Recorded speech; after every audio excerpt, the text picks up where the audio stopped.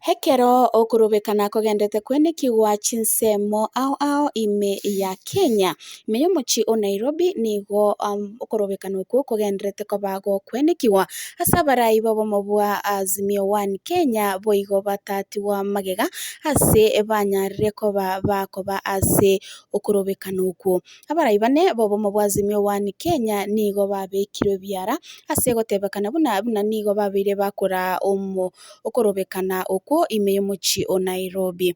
Kati yabo no mubunge o Kilifi Ken Njonga, mubunge o Gunja Opiyo Wandi, omo seneta o Kilifi na omurai bwabake ase Senate Stewart Mazao, no mubunge o Malindi Amina Nyazi. Nigo lalienda atebire buna nigo babekiro byara mamacho andonsi ateyo ase barenge KIC ase amagacho a KICC ase okorobekana kwa murembe kurende nigo bauchererwa amo n'abanyanyimbo na kubarutira ebirusia maiso gose chitiagas ekero bari gutama naryo bababeka byara banabo nigo bairwa ase gitasene gya Central ime yomuchi obosongo. Okay.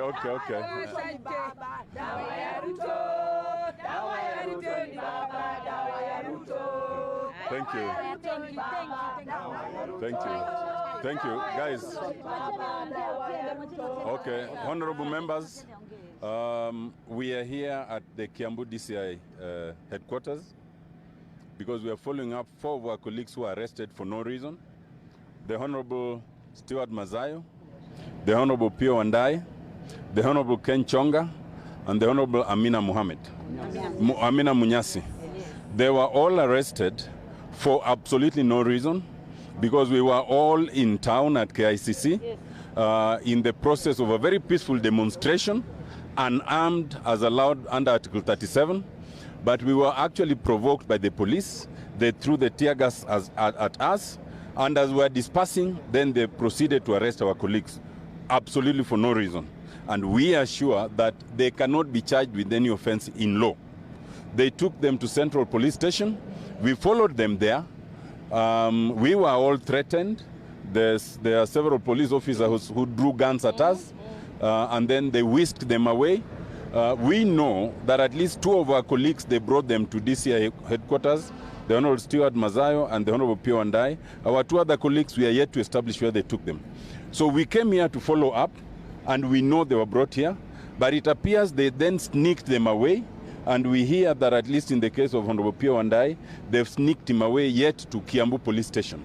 So we are going to Kiambu Police Station to follow up.